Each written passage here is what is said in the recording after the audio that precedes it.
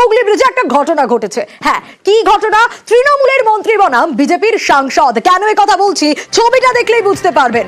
দ্বিতীয় হুগলি ব্রিজে বাবুল ভার্সেস অভিজিৎ, সাংসদের গাড়ির বেপরোয়া গতির অভিযোগ। দেখুন ঠিক কি হয়েছিল আগে।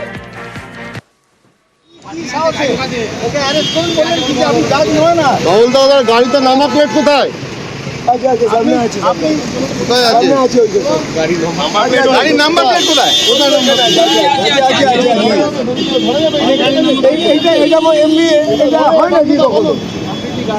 কমপ্লিট কাজ করা হর্নটা সাইরেনটা বাজাও না, তুমি অ্যালাউ না সাইরেন সাইরেনটা বাজাচ্ছে, সাইরেনটা বাজাও না, এতক্ষণ থামালে কেন?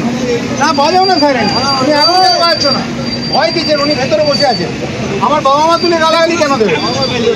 গাড়িতে অ্যাক্সিডেন্ট হয়ে যেত, তুমি হর্নটা বাজাও। তুমি সাইরেন বাজাচ্ছিলে কি বাজাচ্ছিলে না, এখন বাজাচ্ছ না কেন? তো অনেকক্ষণ ধরে ওখান থেকে সাইলেন্ট বাজিয়ে বাজিয়ে উঠছিল। তুমি বাইকগুলো সব অ্যাক্সিডেন্ট হয়ে যেত, আমি বলছি বলে তুমি কি করবো? এত বড় একটা লোক আর ভেতরে বসে আছে। সরি বলুন, সরি বলুন, আমি সরি না বললে আপনাকে ছাড়বো না।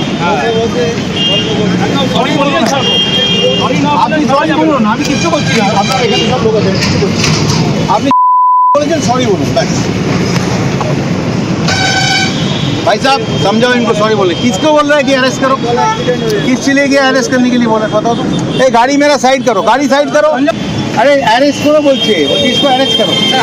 कैसे बोल सकते हैं अरेस्ट करेगा? किसको अरेस्ट करेगा? क्यों अरेस्ट करेगा? साइरेन बाजान, रिस्के दे गाड़ी चालान, ধাক্কা দিয়ে বেরিয়ে যান, আমার কোনো আপত্তি নেই, কিন্তু ফোন তুলে গালাগালি এটা কোন জাজ করে? উনি এত একটা ভগবান দত্ত ইমেজ নিয়ে ধরেন গালাগালি করলেন। আমার এটাই করছি, সিম্পল করছি, সরি বলুন চলে যান। আপনি যা করছেন সব ইলিগাল, এটাও ইলিগাল। স্যার আমরা যদি আজকে এটা নিয়ে ঘুরি, আমরা এটা মানে কি বলবো, 4-5 কোর্টের চক্কর খাইতে দেবে না আমাদের। আপনি একবার চালান। বাবুল দা সরি না বলা পর্যন্ত ছাড়া যাবে না। সেটা আমি বলছি না,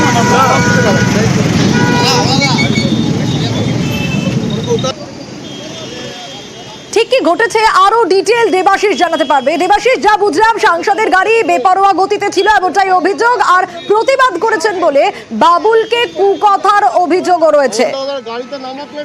একেবারে দেখো যে ঘটনাটি ঘটে গতকাল রাত্রি 9টা থেকে 9:15-র মধ্যে, যখন বাবুল সুপ্রিয় তার হাওড়ায় বাড়িতে ফিরছিল, সেই সময় পিছন থেকে হঠাৎ করে বিজেপি সাংসদ অভিজিৎ গঙ্গোপাধ্যায় তার গাড়ি কিন্তু সাইরেন বাজিয়ে ও গতি একেবারে বলবো জড়ো গতিতে সেই গাড়ি ওভারটেক করতে যায়, এবং বাবুল সুপ্রিয় তিনি নিজে কিন্তু ড্রাইভ করছিলেন এবং সে কিছুটা নিয়ন্ত্রণ হারায় এবং তার গাড়িতে কার্যত ধাক্কা লাগতে পারে দুটি বাইকের। সেই অবস্থায় দাঁড়িয়ে কিন্তু ফের গাড়িটিকে ধাওয়া করে বাবুল সুপ্রিয়, তারপরে গাড়িটিকে দাঁড় করায়। দাঁড় করানোর পর তখনও কিন্তু বাবুল সুপ্রিয় জানতেন না যে সেখানে কিন্তু রয়েছে একেবারে অভিজিৎ গঙ্গোপাধ্যায়। তিনি যখন গাড়িটা দাঁড় করায় তখন দেখে সাংসদের গাড়ি বন্ধ লাগানো রয়েছে, এবং তিনি যখন দাঁড় করায় তাকে এই গাড়ির ভিতর থেকে গালিগালাজ করা হয় বলে বাবুল সুপ্রিয় তিনি কিন্তু অভিযোগ করছেন, এবং পরবর্তীকালে তিনি বলেন সাংসদকে লিখে নেবে, ক্ষমা চাইতে হবে।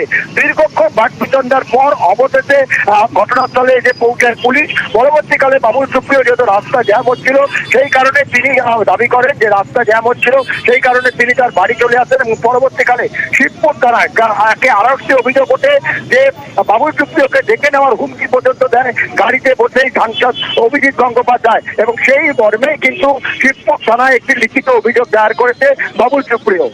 বেশ দেবাশিস, আচ্ছা বাবুল সুপ্রিয়র কি অভিযোগ শোনাবো?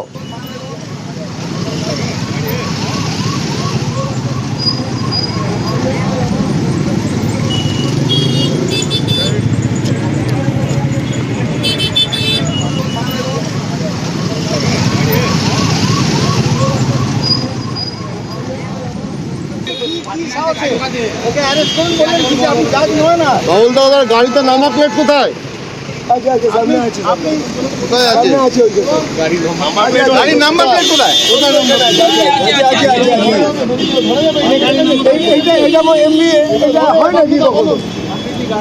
কমপ্লিট কাজ করা হর্নটা সাইরেনটা বাজাও না, তুমি অ্যালাউ না সাইরেনটা বাজাচ্ছে, সাইরেনটা বাজাও না, এতক্ষণ থামালে কেন? না বাজাও না সাইরেন, তুমি এখন বাজাচ্ছ না, ভয় দিচ্ছেন, উনি ভেতরে বসে আছেন। আমার বাবা মা তুলে গালাগালি কেন দেবে? গাড়িতে অ্যাক্সিডেন্ট হয়ে যেত, তুমি হর্নটা বাজাও। তুমি সাইরেন বাজাচ্ছিলে কি বাজাচ্ছিলে না, এখন বাজাচ্ছ না কেন? তো অনেকক্ষণ ধরে ওখান থেকে সাইলেন্ট বাজিয়ে উঠছিল। বাইকগুলো সব অ্যাক্সিডেন্ট হয়ে যেত। আমি বলছি বলে তুমি আমায় কি করবো? এত বড় একটা লোক আর ভেতরে বসে আছে। সরি বলুন আমি সরি না বললে আপনাকে ছাড়বো না। সরি বললে ছাড়বো। সরি না বললে আপনি ছাড়া সরি যাবে না। বলুন, আমি কিচ্ছু করছি না। আপনার এখানে সব লোক আছে, আমি কিচ্ছু করছি না। আপনি বলেছেন सॉरी बोलो बस। भाई साहब समझाओ इनको सॉरी बोले। किसको बोल रहा है कि अरेस्ट करो? किस चीज के अरेस्ट करने के लिए बोला बताओ तो। ए गाड़ी मेरा साइड करो, गाड़ी साइड करो। अरे अरेस्ट करो बोलছে, वो किसको अरेस्ट करो? कैसे बोल सकते हैं अरेस्ट करेगा? किसको अरेस्ट करेगा? क्यों अरेस्ट करेगा?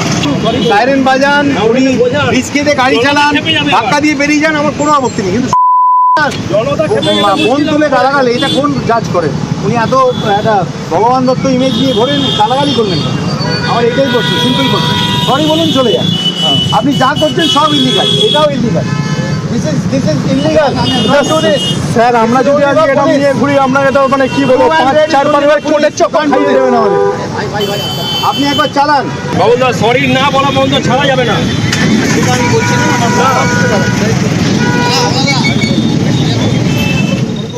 এখন শুনলাম সব জায়গায় বলছেন যে বাবুল সুপ্রিয় নাকি মদ্যপ অবস্থায় গাড়ি চালাচ্ছিলেন। সারা বিশ্ব জানে যে বাবুল সুপ্রিয় ড্রিঙ্ক করে না। দেখলাম একটা পেছন থেকে ব্রেক করে এদিক ওদিক করতে করতে যাচ্ছে এবং আমার গাড়িটাও যেভাবে ওভারটেক করলেন তাতে আমি ডান দিকে যেভাবে সরলাম একটা বাইককে মেরে দিতে পারতাম। যখন সামনেটা দিয়ে ঘুরছি তখন দেখি বড় করে লেখা এমপি তমলুক, দেখি অভিজিৎ গাঙ্গুলি ওখানে রয়েছে। ব্রেক তো বটেই, গালান উইচ ওয়াজ অ্যাবসলিউটলি আনএক্সপেক্টেড। উনি প্রথম থেকেই বলেন যা করেছি বেশ করেছি, যা করার করে নেয়। বাবুল সুপ্রিয়র অভিযোগ তো শুনলেন, দিলীপ ঘোষ কি বলছেন? দিলীপ ঘোষ বলছেন পুলিশ বুঝবে। রাস্তা দিয়ে যে কেউ যেতে পারে, আর কত জোরে গাড়ি চালাচ্ছে কে সেটা বাবুল সুপ্রিয় দেখার কথা নয়, সেটা পুলিশের দেখার কথা। তার ব্যবস্থা আছে। সবজায়গায় খবরদারি করাটা অভ্যাসটি না, তাহলে গন্ডগোল হবে। গেছে কিনা, কে গেছে, কেন গেছে, কত স্পিড ছিল, তার জন্য পুলিশের কাছে দেখে ভিআইপিরা আছে, তাদের স্পিড পুলিশ সিকিউরিটি তারা ঠিক করে যে আমি ইচ্ছা মতো আমার ড্রাইভার চালাতে পারে না। সেজন্য সবার খবরদারি করার দরকার নেই, যার দেখার কথা তিনি দেখে যান।